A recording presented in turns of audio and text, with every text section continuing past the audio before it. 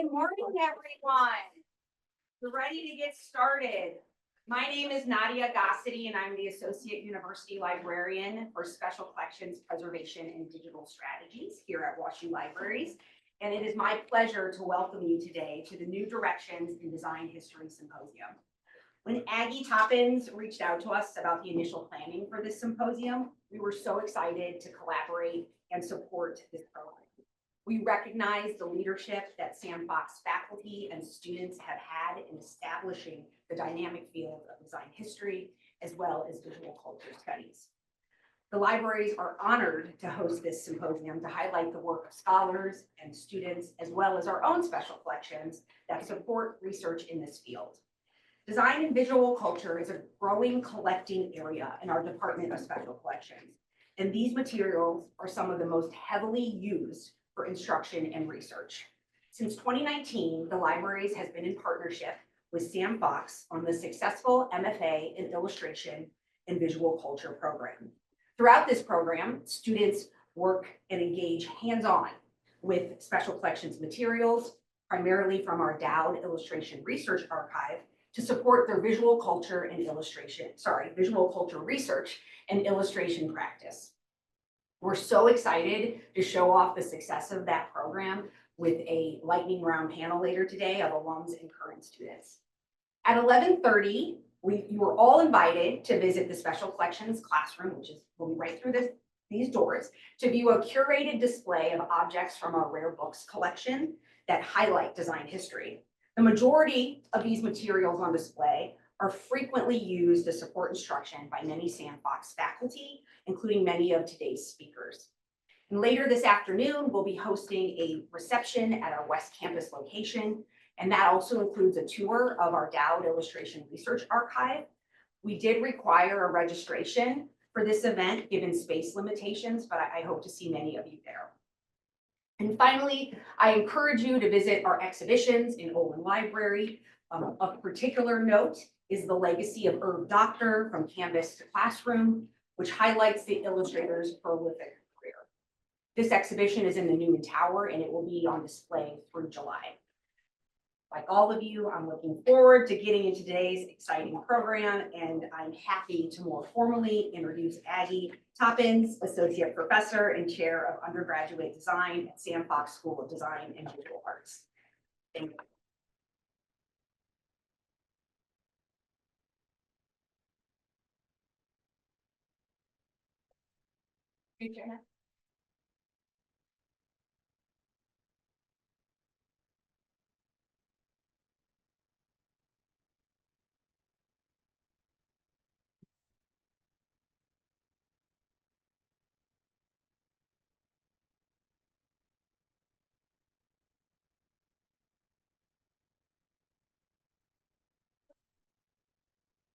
And welcome to New Directions in Design History.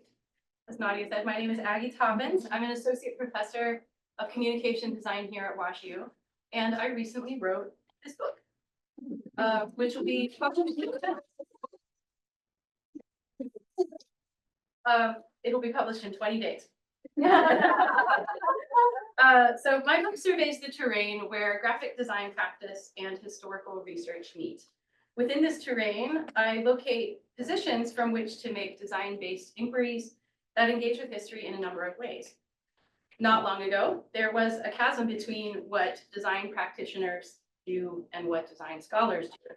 But now there are productive overlaps. Designers, design historians, social and labor historians, and visual culture and material culture studies scholars are all taking an interest in design, opening up new questions about what design is, who makes it, what its social impacts are, and how it reflects changes in our social worlds. First wave design historians tended to emphasize technical and aesthetic innovations while highlighting the careers of important individuals. This instilled a sense of connoisseurship in the field and gave rise to what is now referred to as design's canon. When design professions were young and in the process of establishing themselves, this kind of history may have helped create inner coherence. But now, historical questions about design seem to require new approaches that permeate disciplinary boundaries. Historical perspectives that bring political economy, labor, race, gender, colonialism, and other critical frames to bear on design illuminate the complex conditions that created modern design as we know it. So although it looks at the past, design history is really a way of asking questions about the present and future of the field. I conceived of this symposium to platform some of those questions and to highlight some of the brilliant thinkers who appear in my book. My hope is to spark new ideas and keep the momentum going. Today, we'll hear from 4 guest speakers who are forging new directions in design and its intersections with history. They are Dakota Brown, Casper Lamb, Daniela Rosner, and Lauren Williams. I'll expand more on their unique contributions when I introduce them before their talks. For now, I'll say that I have tremendous respect for each of them, and I'm thrilled that they're here today. Throughout the day, you'll also hear from my esteemed colleagues, Chris Dingwall and Heidi Kolk, who will join me in moderating the Q&A sessions today. Chris, could you stand up or wave your hand? Hi.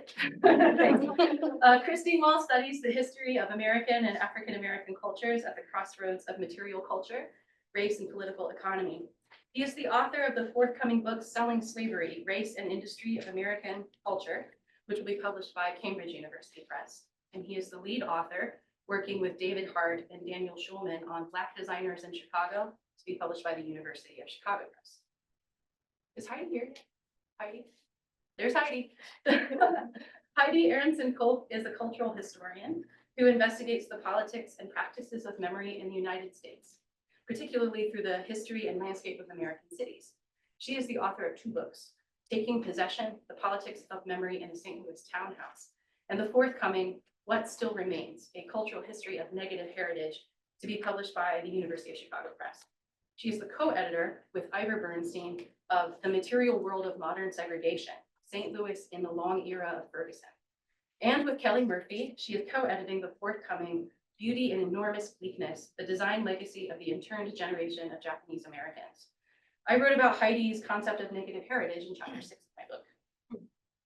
Before lunch, we'll open the doors, as Nadia said, to an adjacent room where you can see a display of some of WashU's rare books.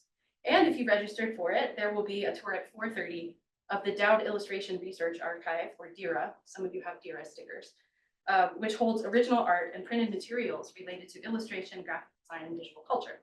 This is located at WashU's West Campus, but it's easy to get there by car or WashU shuttle, and I believe we'll have a student volunteer to help visitors find their way to the shuttle stop. After lunch, we'll listen to 6 lightning presentations from students and alumni of our MFA program in illustration and visual culture. The IVC program, as we call it, combines a first-rate studio education with scholarly writing and research in WashU special collections. Today's speakers include Noah Jonas, Sigrid Peterson, Danielle Rodolfi, Phoebe Santaya, Shivani Shenoy, and Henry Urick. Okay, sorry. The lightning presentations Q&A will be moderated by alumna Cora Trout. Cora is a 2024 graduate. Her thesis project was the recipient of the Louis E. Atherton Prize for an outstanding master's thesis on Missouri history from the State Historical Society of Missouri. She recently returned from a 2-month residency at the Cité Internationale des Arts in Paris, thanks to the John T. Milliken Foreign Travel MFA Award. I wrote about Cora's work 3 times in my book. And you can also see some other student work here in this little slide. Now, before we move on to the program, I'd like to make a few brief acknowledgements. This event was made possible through funding from the Samfoxschool of Design and Visual Arts and support from WashU Libraries. I want to thank my colleagues, Chris Dingwall, Heidi Kolk, Joy Novak, and Andrea Degener, who supported my vision for this event and whose expertise and generosity made planning it a most rewarding collaboration. Thank you to all of our speakers and for sharing your research with us. And thanks to all of our attendees who came from places near and far to be part of today's event. Before we move on to our first speaker, it's time to give away some books. So the first 5 folks who registered for today's event and showed up will receive free copies of Thinking Through Graphic Design. So the first person is Anne Barry. And the next person is Bae Who. And the next person is Tyler Stallings.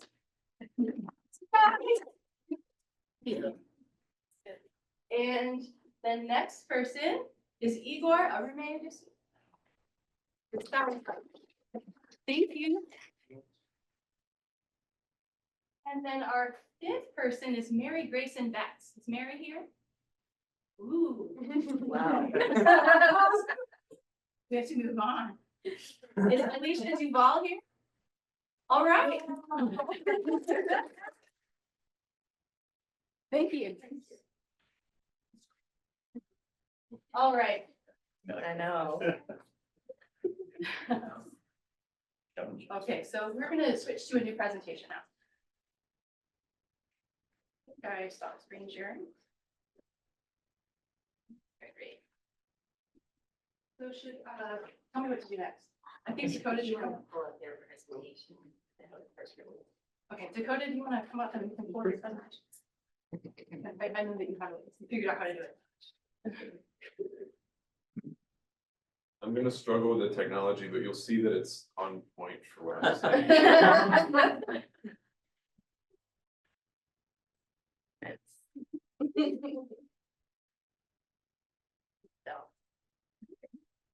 But command Tab to get back to it. There we go. And now you share the screen. And I'm gonna do it before. It's really good. Okay. And then I'll show you in the Right. Oh, just stop. You got your notes right there. Whatever. All right, I'm gonna do, all right, without further ado, are we ready now? Ready? Okay. I'd like to introduce our first guest speaker, J. Dakota Brown. J. Dakota Brown teaches and writes on the intertwined histories of design, labor, and capital. After studying graphic design at North Carolina State University, he completed an MA in visual studies at the School of the Art Institute of Chicago in 2022. In 2022, he graduated from Northwestern University's PhD in Rhetoric and Public Culture. He is currently a visiting associate professor at the UIC School of Design. Dakota's writing has appeared in Jacobin, Post 45, and the edited volume After the Bauhaus Before the Internet, A History of Graphic Design Pedagogy. A short collection of his essays was recently published in Portuguese in a translation by Brazil's Clube do Livro do Design. I do not speak Portuguese, obviously. I had a little shuffle here. I interviewed Dakota for chapter 9 of my book, sharing his perspectives on work as well as design's longstanding struggle to negotiate social good with industry demands. I'm particularly fond of his 2019 pamphlet, The Power of Design as a Dream of Autonomy, which we collected for the TLDR Zine Archive here at WashU. Following the talk, the Q&A will be moderated by Chris Dingwall. Please join me in welcoming J. Dakota Brown.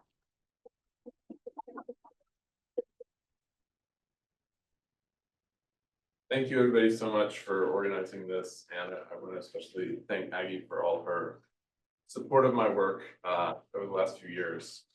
So I have a bunch to cover. I'm going to be reading for a lot of it.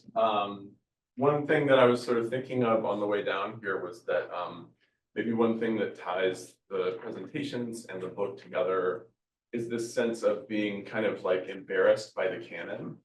And in many cases, that means, you know, we're embarrassed that it's no longer representative, we're embarrassed that it's out of date in various ways, that it reflected different sort of problematic power relationships, even in its emergence.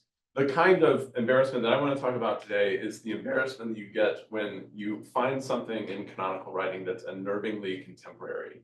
When you find people 100 years ago asking social questions that we kind of still don't have good answers for. So I'm going to start in, I think, a fairly obvious place, and hopefully move through this history in a way that reveals something new or something neglected.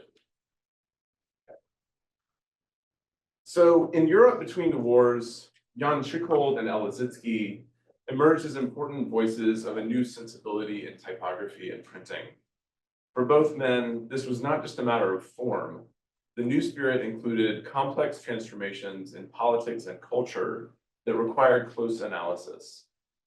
Writing in 1926, Lizitzky argued that book design had become stuck in conventions that belonged to the era of the horse-drawn carriage. Why, he asked, have we not yet seen the print equivalent of a motor car or an airplane? Like many Soviet revolutionaries, Lizitzky sought inspiration in technology and industry, and he was fascinated by new efforts at printing by photographic means. With techniques like collotype, the quote, enormous weight of metal type promised to disappear altogether, confirming a broader historical tendency toward lightness and mobility. Such examples of what Lizitzky termed dematerialization might even culminate in a final transcendence of print itself, the electro-library. Jan Tschichold emerged from a background in calligraphy and printing. After witnessing the Bauhaus's inaugural exhibition, he began to develop the tense asymmetrical methods of the new typography. Through his persuasive writing, which put its design concepts to work directly in the organization of the page, Tschichold advocated for an approach that would reflect the unsentimental severity of the modern age. During the 1930s, however, this forward-looking mood faltered. Under Stalin, the USSR repressed its avant-garde. Lizitzky was lucky enough to survive the many purges of artists and intellectuals, but as a designer and a thinker, he was increasingly reduced to celebrating every twist and turn of party policy. Modern artists and designers were also severely repressed in Nazi Germany. In 1933, the year of the Bauhaus's final closure, Tschichold was arrested for the crime of promoting, quote, un-German aesthetics. He was able to flee and eventually reestablish his practice in Switzerland, which grew into an important center of post-war modernism. It is well known that Tschichold began to reconsider his earlier positions after the horrors of World War II and the Holocaust. In the new typography, for example, he had heaped scorn on what he called degenerate typefaces and arrangements. As he later wrote, such passages echoed a, quote, German bent for the absolute that he wanted to avoid from then on. But another aspect of Tschichold's post-war turn grew out of his connections to the printing trades.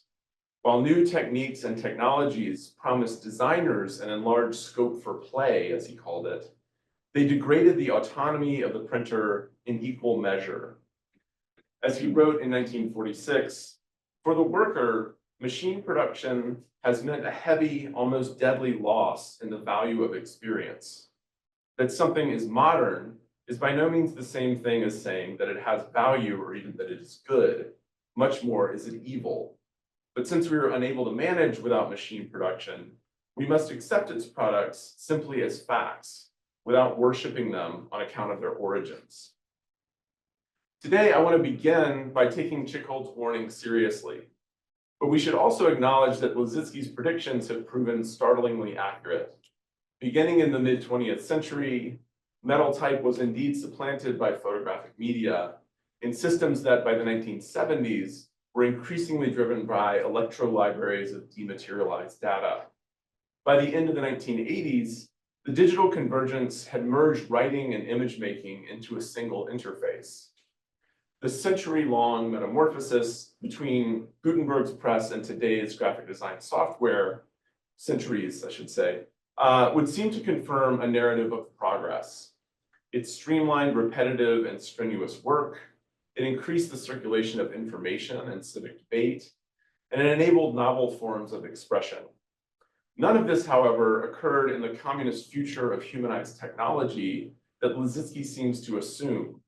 Instead, these transformations occurred in the vigorously competitive market society of the United States. The established histories of graphic design share a curious blind spot. On one hand, they provide a narrative of modernity that emphasizes radical, disorienting change. The Industrial Revolution, the political conflicts engendered by capitalism, artists' fascination with the danger and promise of the machine. But on the other hand, the industrial transformation of print itself often appears as a frictionless narrative of technical refinement. But this was not a politically neutral process. Print innovations were funded by employers and investors who aimed to speed up production, capture control over the work process, and break strikes. To understand the depth of these transformations, we need to revisit the early history of typographical printing. During the Gutenberg era, printers were responsible for much more than simply ink impressions. Printing included much of what we would now call graphic design, and many printers were also type founders, publishers, or booksellers. With the rise of capitalism, the craft became more divided and specialized, but printing still involved typesetting and page composition. By the middle of the 19th century, the Renaissance craft of printing had been transformed by mechanization, of course, but also by concentrated ownership. The head of a print shop no longer needed to be a master printer, but simply someone with the capital necessary to purchase materials and labor. It became increasingly uncommon for a printer to also be an editor or publisher. Typesetting, meanwhile, emerged as a distinct role in a more fragmented division of labor. While the press itself had become a mammoth steam-driven industrial machine, every line of type was still being assembled by hand, piece by piece, upside down and backwards. In the plants of book and periodical publishers, typesetting constituted an obstinately manual bottleneck in an otherwise rationalized printing process. The typesetters were trained in printerly traditions of form and composition. They also proofread as they worked, with a hyphenation dictionary at the ready for line breaks. According to Union typesetter and historian Henry Rosemont, 19th century newspaper printers relied on a broad but informal education in language, history, and geography, which enabled them to elaborate entire news articles out of telegrams that contained little more than the relevant nouns, verbs, and modifiers. And print workers were not just rigorously trained, but rigorously organized. In addition to their obligatory literacy, they had regular access to the machinery of publication, both of which were extreme rarities for manufacturing workers of this era. The first strike in the newly independent United States was staged by printers, and printers' unions played prominent roles in revolutionary movements around the world in the century that followed. Newspaper publishers had been a major source of research and development money for the press innovations of the early 19th century. By the 1880s, their attention had shifted to new typesetting technologies. This was a period of chaotic, even wasteful innovation, and many experiments ended in financial catastrophe. The page compositor, for example, which we're seeing there on the left, a machine whose patent application listed 18,000 distinct parts, bankrupted its most famous investor, who was Mark Twain. Shortly before the machine proved unfeasible, Twain is said to have boasted that it could, quote, work like 6 men and do everything but drink, swear, and go on strike. A contemporaneous engraving of a steam-powered tin man at the typecase lampooned the idea that a typesetter's complex skills and sensitivities could ever be replaced by a mere machine. Then in 1886, Ottmar Morgenthaler, a German engineer working for the New York Tribune, presented the first working model of a linotype, which replaced the composing stick with an eccentric keyboard arranged by character frequency. After typing a single line into place, the operator would engage a spacing mechanism, which in one step justified the line and sealed the channel into which those characters had been set. Molten metal then filled the channel, forming a single line or slug. The line thus became the basic unit of the page. A newspaper page might be composed of hundreds of slugs rather than thousands of individual characters. Outstripping even Twain's boosterish claims, each linotype machine was poised to replace 7 to 8 hand compositors. We can get a sense of the typesetter's anxiety and despair from this turn of the century poem by an author who identifies himself only as a brother printer. Look not upon it when it is in operation, for its conscience is seared with molten lead, and after you are gone, it moves along just the same. Today, we spring up like grass and the rains fall, and we grow fat and think that shall ever last. But tomorrow this monster cometh to town, and we wither before him, and from hunger we get so thin that we blow away, while the monster stands proudly in its accustomed place, feeding on hot lead, space bands, reprint, or editorial, etc., and looks wise. Such machines were often referred to as labor-saving devices, but print workers understood that the real savings would be in labor costs, which translated to layoffs or lost hours. The International Typographical Union, which was founded in 1852, led the charge against this move. If one linotype operator was now doing the work of several hand compositors, that operator was now also individually processing several times more text in a given workday. Unsurprisingly, machine compositors reported an exhausting pace and a much stricter regime of labor discipline. In response, the Typographical Union pushed for shorter workdays, which also allowed a redistribution of lost hours to the unemployed. This effort placed the union at the forefront of the struggle for the 8-hour workday in the United States. The decade that saw the widespread adoption of the linotype machine in the US was a lean one for hand compositors. But as the popular press grew during the new century, typesetting employment stabilized and even expanded. The dreaded linotype was gradually incorporated into the mythology of the printer's craft. But new technological threats continued to appear. The invention of the teletypesetter, which we're seeing on the slide, enabled linotypes to be driven by coded tape rather than a human operator, sort of like a player piano. At the same time, proliferating experiments with photomechanical typesetting of just the sort glimpsed by Elizitsky threatened to replace the traditions of hot metal altogether. The prospect of typography with a photochemical basis, in turn, opened the possibility of a typesetting method that was readily compatible with lithography, the letterpress's longtime rival.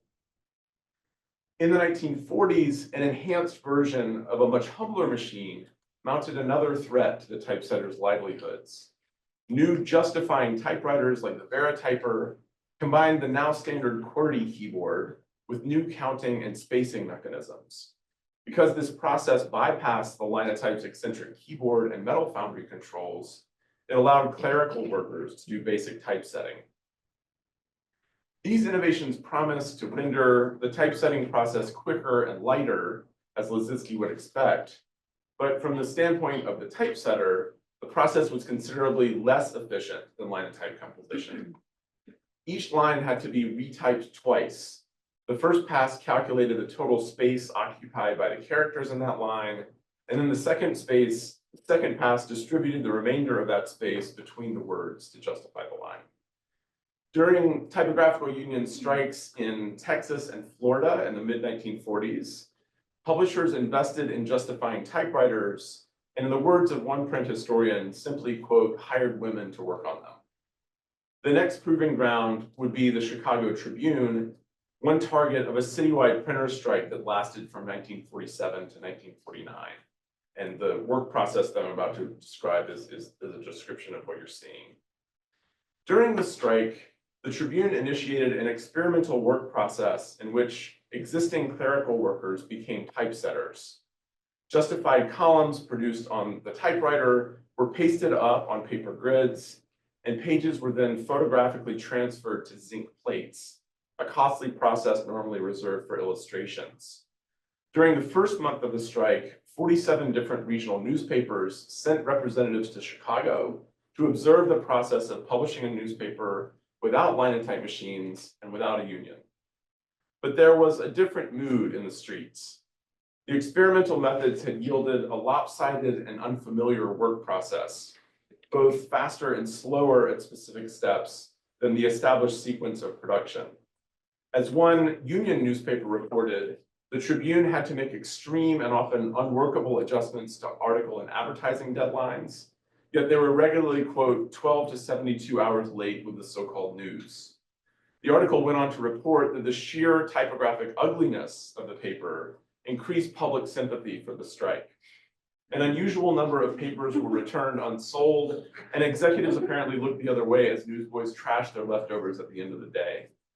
You can see down in the corner, someone pasted in 5 lines upside down, just to give you a sense of how unfamiliar this was. And by the way, this is probably an image that you've seen before in a different context. So the night that this particular headline was produced, There were kind of misleading early vote counts and a kind of confused and new experimental work process that collided to produce this gap that we know. At the conclusion of the strike, the union won the majority of their demands, and the typewriter experiment was subsequently abandoned. But we should note the afterlife of the component parts of that process: QWERTY keyboards, coded counting mechanisms, and photo reproduction prefigured a process that would become dominant in the latter half of the 20th century. The International Typographical Union, was able to keep such challenges at bay as it grew into one of the most powerful unions in US history.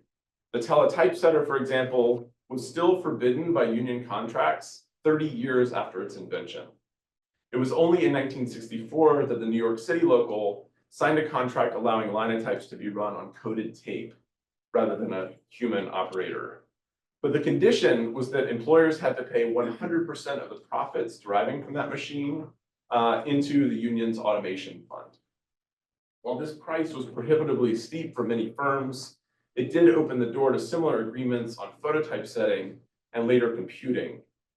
While the typographical union's bargaining position underlines its great power, it also signals a change in strategy that would eventually lead to its demise. During the 1970s, the union began to wither.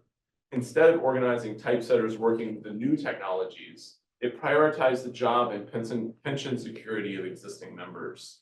By then, the new machines had already crept into areas of the industry with lower union density. And these are ads and brochures for the machine that was used to produce those columns in the Tribune paper that I just showed you. Consonant with Elizinski's predictions, phototypography provided several efficiencies. While the alignment of typographic films required precision machinery, the medium itself was lightweight, compact, and relatively cheap. And whereas metal typefaces were designed in a fixed range of sizes, type on film could be enlarged or reduced simply by adjusting the lens. Code entered the design process in the form of news stories from the wire services, but soon it would be capable of carrying not just text, but their formatting directions as well. Both technologies promised new aesthetic possibilities for designers. But as Chickold reminds us, it would be a mistake to be so distracted by the expressive potential of these technologies that we lose sight of the labor processes that kept them running. And it is with the new electric typewriters that we can see a marked shift in the workforce toward underpaid feminized labor. So in these particular, I think particularly the one on the right, it's interesting because it's sort of selling the idea of this machine to the worker herself, with the idea that being a typesetter will be a more creative outlet for her life than the sort of drudgery of secretarial work. And then there's this one. The Alpha Comp was a miniaturized phototypesetting system, which allowed larger firms to do typesetting in-house. A 1977 advertisement for the machine, in contrast to the previous slide, addresses itself directly to the gendered gaze of the boss. On the left, we see a middle-aged man in a tie and a lab coat, standing with crossed arms and a knitted brow, and bearing two different measuring sticks. A younger woman juts into the right foreground, her obedience underlined by the notepad she holds at the ready, as well as her exaggerated sexual availability. Echoing the strict strike-breaking effort at the Tribune, the ad plays up the savings of replacing expensive typesetting specialists with low-wage clerical workers. As the small print reads, "They both set beautiful type." The big difference between them is that he has years of professional experience behind him, and yet she, after only a couple hours instruction, can match him word for word with the Alpha Comp. Like it or not, the new technology in typography is with us, and the industry is undergoing a complete changeover. In the commercial typesetting business, a new generation of phototypesetters were now connected to computer workstations. Like the clerical workers alluded to in the office machine advertisements, this segment of the trade was thoroughly feminized and almost uniformly non-union. Working among these hybrid typesetter coders was Karen Brodeen, a lesbian socialist feminist organizer, poet, and publisher who supported herself with typesetting work from the mid-1970s to the mid-1980s. As one of the first wave of digital but pre-Macintosh typesetters, Brodeen programmed page layouts in cramped conditions for low pay. Though she was active in labor politics, her boss purposefully miscategorized her to keep her from being eligible for membership in the typographical union. Her posthumously published book, Woman Sitting at the Machine Thinking, documents her daily rhythms, which include frequent clashes with management. As literary scholar Sam Solomon has argued, they also develop her passing thoughts of the keyboard into sharp insights on the nature of her work. The poems reveal a remarkable grasp of both the conventions of the printed page and the potentials of electronic communication. Potentials, however, that Brodeen understood to be fettered by the profit motive and the petty hierarchies of the workplace. I'm just going to read the first page or so from the poem. She thinks about everything at once without making a mistake. No one has figured out how to keep her from doing this thinking, while her hands and nerves also perform every delicate, complex function of the work. This is not automatic or deadening. Try it sometime. Make your hands move quickly on the keys, fast as you can, while you are thinking about the layers, fossils. The idea that this machine she controls is simply layers of human work hours frozen in steel, tangled in tiny circuits, blinking out through lights like hot red eyes. Particularly in comparison to contemporaneous writing by graphic designers, Brodeen's work poems are striking for their reflections on the history embedded in the means of her work. In focusing her attention on what Marx termed the dead labor of previous generations, Brodeen locates herself in a set of historical tensions that are at once personal and political, aesthetic and instrumental, quantitative and qualitative. Though new typesetting mechanisms sometimes appear charged with utopian possibility, they are never depicted as neutral. Brodeen always keeps the antagonistic conditions of capitalist production partially in view. These new technologies were deeply ambivalent phenomena. They promised novel aesthetic possibilities for designers on one hand, and lucrative cost-cutting opportunities for bosses and managers on the other. They helped expand employment of women and people of color who often lacked access to union apprenticeships and training, but at pay rates that were routinely half that of their predominantly white and male counterparts in the union. During the 1970s, print technology had entered another round of competitive chaos, analogous to the machine typesetting gold rush of the late 19th century. An unintended consequence of this explosively wasteful dynamic was that it created a market for used machines, some of which fell into the price range of countercultural publishers. As my friend Danielle Albert has demonstrated, this allowed anarchist and Black Power activists in Detroit to disseminate their ideas cheaply and relatively free from censorship. The printer publishers of Black Star Press and the Detroit Printing Co-op, for example, came together to publish critical tracts on the racism of the dominant auto workers unions, an inspiring partnership that unfortunately became necessary because the local typographical union refused to typeset these materials. Co-op members used a combination of electronic typewriters, photographic reproduction, and cast-off lithography equipment. Ironically, a slightly updated version of the process employed by the Tribune strikebreakers a quarter century earlier. As we can see in this fantastic map from Breyer Levitt's Graphic Means documentary, professional graphic design in the 1970s and early 80s involved a complex hierarchy of work processes. A planned design was never fully visible until it had been printed. Designers could only approximate typographical treatments. Directions on spacing, size, and weight were then handed off to phototypesetters to interpret and execute in detail. Designers also passed along notes on color density and image placement. Separate groups of prepress specialists then followed these directions, stripping together the disparate negatives to create camera-ready printing masters. But despite the many hands through which such work passed, most of the period's professional graphic design left the impression that it had been the product of a singular detached mind. The phototypesetting era was also the heyday of corporate modernism. In 1984, Apple released the Macintosh computer, which prominently featured basic typesetting and drawing software. Aldus released the page makeup program PageMaker in 1985, the same year that Adobe PostScript enhanced the Mac's typographical resolution. The first version of Adobe Illustrator and Photoshop followed in 1987 and 88. So the personal computer revolution of the later 80s centralized typesetting capabilities, formerly bound up in massive metal founding operations, delicate apparatuses of type on film, or room-filling mainframe computers, to say nothing of the specialized workers that knew these machines, nor the infrastructures of apprenticeship and training that such knowledge presupposed.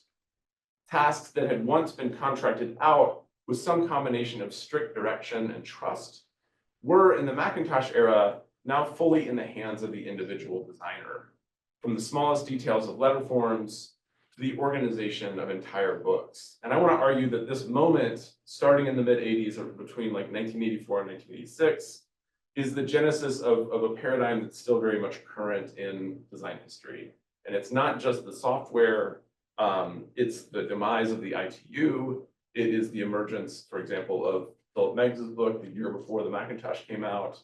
That's also the year that Immigrant started publishing. It's around that time that there's kind of a new turn toward theory in the master's programs that are springing up. So my sort of emphasis on this moment in the mid-80s is that this is a place where we can begin to periodize a period that we're still living in, and maybe are toward the end of, who knows. The first successful test of a linotype occurred in 1886. In 1986, the International Typographical Union, which first resisted the linotype's introduction and then fought to extend its lifespan, finally dissolved. The ITU was, at the time of its closing, the oldest continuously running union in US history. The century between 1886 and 1986 was one defined by creative destruction.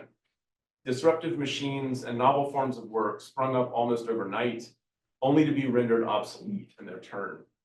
And once the break provided by union contracts was removed, this process could accelerate unabated. Whereas modernist design could often, as Chichold warned, efface the labor of its varied producers, designers of the early personal computer era tended to work alone, but reached for an aesthetic of intertextuality and multiplicity. But graphic design in the 1990s also became increasingly self-referential. The postmodernists showed little interest in the political economy of print, which was shifting beneath their own feet. When, in 1997, Immigrant magazine published a rare acknowledgement that entire industries had been collapsing right next door, it was with a heavy dose of Schadenfreude. So read briefly from this article. The article went, "Many of the printers who have gone out of business over the last quarter century deserved their fate. The grassroots of the printing trade is, after all, notoriously conservative, protectionist, and sexist. While typesetting and printing, like most American trades, tended toward a narrowly male membership and self-image, the heaviest losses in the industry during the 1980s were in fact suffered by this highly feminized workforce of the cold type shops, who had no union to negotiate the terms of their surrender. The current paradigm of graphic design practice, which I'm arguing began sometime in the mid-1980s, rode in on the wave that rendered these workers obsolete." So I think in closing, I just want to say that I think that, this history is sort of something we know but don't know. And I think there's something about the presence of labor in this narrative that has made that a kind of ticklish, taboo subject in the history of the discipline. That there is more that I wanted to say about current technologies, which are changing by the day. Maybe we can talk about that in the Q&A. But if this, I think, whatever ends up happening, there's no guarantee that this won't eventually come for us too. Thank you.